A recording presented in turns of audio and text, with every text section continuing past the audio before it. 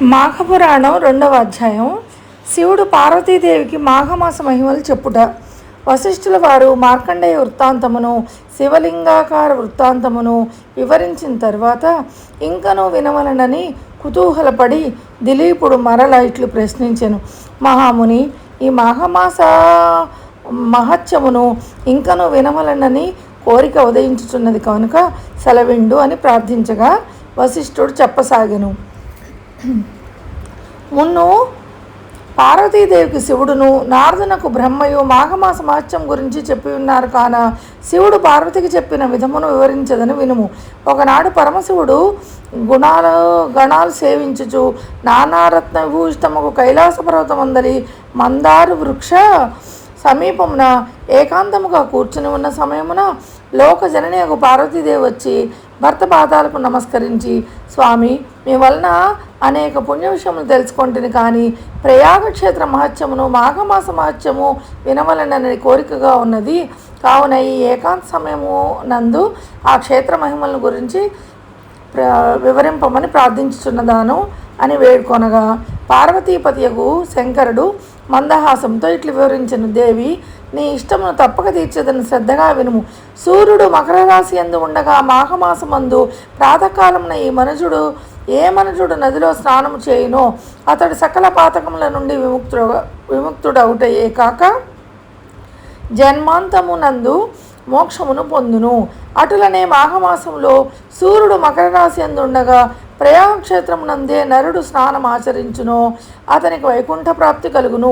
అంతేకాదు, జీవనది ఉన్నను లేకున్నను కడకు గోపాదము మురుగునంత నీరు ఉన్న చోటైనా సరే తటాకం నందు కానీ మాఘమాసంలో చేసిన ప్రాతకాల స్నానం గొప్ప ఫలము ఇచ్చుటే కాక సమస్త పాపములను విడిపోవును.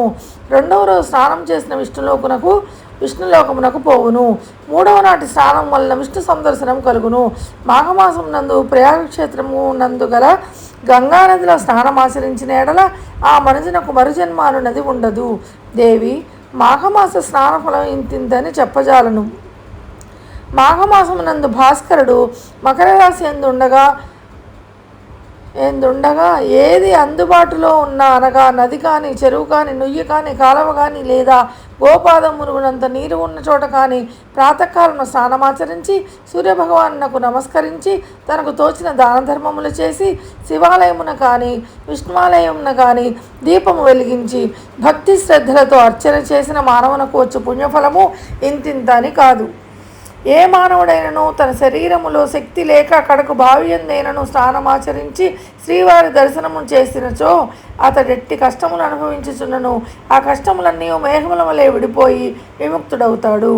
ఎవరైనా సరే తెలిసి కానీ తెలియక కానీ మాఘమాసంలో సూర్యుడు మకర రాశి యందు ఉండగా నదీ స్నానం ఆచరించిన ఎడల అతనికి అశ్వమేధ యాగం చేసిన ఫలము దక్కును. అదియును కాక మాఘమాసం అంతయు ప్రాతకాలమున నదిలో స్నానం చేసి శ్రీమన్నారాయణను పూజించి సాయంకాల సమయమున మాఘపురాణం చదివి విష్ణు మందిరమున కానీ శివాలయమున కానీ దీపం వెలిగించి ప్రసాదము సేవించిన ఎడల అతనికి తప్పక విష్ణులోక ప్రాప్తి కలుగుటయే కాక పునర్జన్మ ఎన్నటికీ కలగదు. ఇటులా ఒక పురుషులే కాక స్త్రీలు కూడా ఆచరించవచ్చును. మానవుడు జన్మమెత్తిన తర్వాత మరల ఘోర పాపములు చేసి మరణానంతరం రౌరవాది నరక బాధలు అనుభవించుట కంటే తాను బ్రతుకున్న కాంతకాలము మాఘమాసమందు నదీ స్నానం చేసి దాన ధర్మాది పుణ్యములను ఆచరించి వైకుంఠ ప్రాప్తి పొందుట శ్రేయస్కరము కదా. ఇదే మానవుడు మోక్షం పొందుటకు మార్గము. ఓ పార్వతి, ఏ మానవుడు మాఘమాసమును తృణీకరించునో అట్టివాడు అనుభవించు నరకబాధల గురించి వివరించదను, సావధానంగా ఆలకింపుము. నేను తెలియజేసిన విధముగా ఏ మనుష్యుడు మాఘమాసమందు ప్రాతకాలం నదీ స్నానం కానీ జపం కానీ విష్ణు పూజ కానీ యథాశక్తి దానాది పుణ్యకర్మములు చేయడో అట్టివాడు మరణానంతరం సమస్త నరకబాధలను అనుభవించుచు కుంభీనసమను నరకమున పడద్రోయబడును. అగ్నిలో కాల్చబడును, రంపములచే ఖడ్గములచే నరకబడును, సలసల కాగు తైలంలో పడవేయబడును, భయంకరులకు యమకింకరులచే పీడింపబడును. ఏ స్త్రీ వేకుజామున లేచి కాలకృత్యమును తీర్చుకొని నదికి పోయి స్నానం చేసి సూర్య నమస్కారము చేసి విష్ణు పూజ చేసి తన భర్త పాదములకు నమస్కరించి అత్తమామల సేవలు చేయును, అట్టి ఉత్తమ స్త్రీ ఐదవ తనముతో వర్ధిల్లి ఇహమందు పరమందు సౌఖ్యములను అనుభవించును. ఇది ముమ్మాటికి నిజము. మాఘమాసమందు ఏ స్త్రీ అట్లా చేయదో అట్టి స్త్రీ ముఖము చూసినంతనే సకల దోషములు కలుగుటే కాక ఆమె పంది కుక్క జన్మలనెత్తి హీనస్థితి నందును. మాఘమాస స్నానమునకు వయోపరిమితి లేదు, అంటే వయసుతో పని లేదు. బాలుడైనా యువకుడైనా వృద్ధుడైనా స్త్రీ అయినా బాలిక అయినా యవనవతి అయినా ఏ కులము వాళ్ళైనా కూడా మాఘ స్నానం ఆచరించవచ్చును. ఈ మాసమంతయు కడునిష్ఠతో ఉండిన 1,000,000 యజ్ఞములు చేసినంత పుణ్యము కలుగును. అది అందరికీ శ్రేయోదాయకమైనది.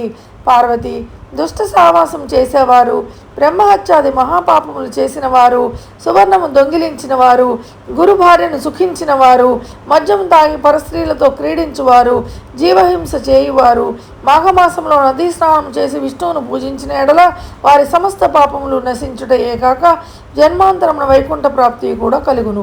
మరియు కులభ్రష్టుడైన వాడును, కించిత్ మాత్రమైనను దాన ధర్మములు చేయని వాడును, ఇతరులను వంచే వారి వద్ద నుండి ధనము హరించేవాడు, అసత్యమాడి పొద్దు గడిపేవాడు, మిత్రద్రోహియు, హత్యలు చేయువాడు, బ్రాహ్మణులను హింసించువాడు, సదా వ్యభిచార గృహములలో తిరిగి తాళి కట్టిన ఇల్లాలిని బిడ్డలను వేధించువాడు, రాజద్రోహి, గురుద్రోహి, దైవభక్తి లేనివాడు, దైవభక్తులను ఎగతాళి చేయువాడు, గర్వము కలవాడై తానే గొప్పవాడినని అహంభావంతో దైవకార్యములను ధర్మకార్యములను చెడగొట్టుచు దంపతులకు విభేదం కల్పించి సంసారములు విడదీయువాడును, ఇళ్లను తగలబెట్టువాడును, చెడు పనులకు ప్రేరేపించువాడును, ఈ విధమైన పాపకర్మం చేయువారిలో సైతము ఎట్టి ప్రాయశ్చిత్తములు జరుపకనే మాఘమాసమందు స్నానం చేసినంత మాత్రముననే పవిత్రులగుదురు. దేవి, ఇంకనూ దీని మహత్యం వివరించదని వినుము. తెలిసుండియు పాపములు చేయువాడు, క్రూర కర్మములు ఆచరించువాడు, సిగ్గు విడిచి తిరుగువాడు, బ్రాహ్మణ దూషకుడు మొదలగు వారు మాఘమాసంలో ఉదయమే నదికి వెళ్ళి స్నానం చేసిన ఎడల వారికి ఉన్న పాపములను నాశనమగును. మాఘమాస స్నానమును ప్రాతకాలంనే చేయవలను. అలాగ చేసిన సత్ఫలితమును కలుగును. ఏ మానవుడు భక్తి శ్రద్ధలతో మాఘమాసం మొదటి నుండి ఆఖరి పర్యంతము స్నానములు చేసేదనని సంకల్పించునో అటువంటి మానవునికున్న పాపములన్నీ తొలగిపోయి ఎటువంటి దోషములు లేక పరిశుద్ధుడగును.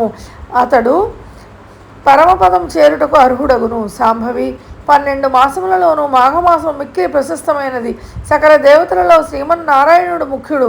అన్ని శాస్త్రములలో వేదములు ప్రధానమైనవి. అన్ని జాతులలో బ్రాహ్మణుడు అదుకుడు.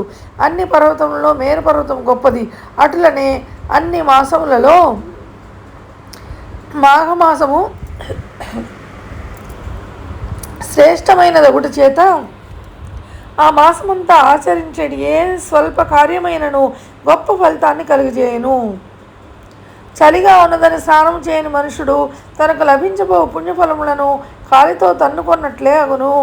వృద్ధులు, జబ్బుగా ఉన్నవారు చలిలో చన్నీళ్లలో స్నానం చేయలేరు కార అట్టి వారికి ఎండు కట్టెలు తెచ్చి అగ్ని రాజువేసి చలిని కాగనిచ్చి తర్వాత స్నానం చేసిన ఎడల ఆ స్నాన ఫలమును పొందగలరు.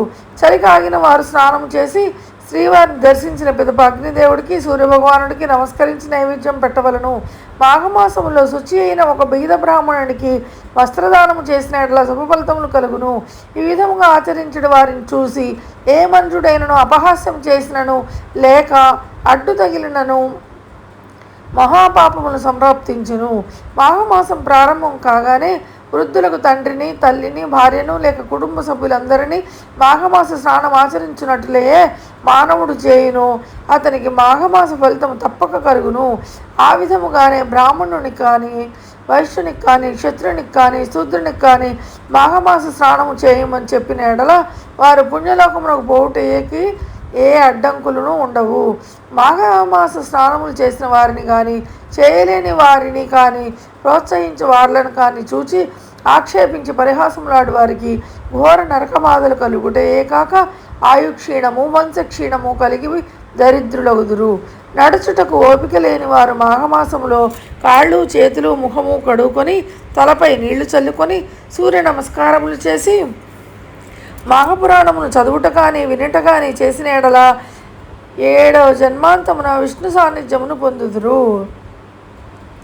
పాపము దరిద్రము నశింపవలనన్న మాఘమాస స్నానము కన్నా మరొక పుణ్యకార్యము ఏదీ లేదు. మాఘమాసం వలన కలుగు ఫలితం ఎటువంటిదనగా 100 అశ్వమేధ యాగములు చేసి బ్రాహ్మణులకు ఎక్కువ దక్షిణలు ఇచ్చిన ఎంతటి పుణ్యఫలం కలుగునో, మాఘ స్నానము చేసిన అంతటి పుణ్యఫలం కలుగును.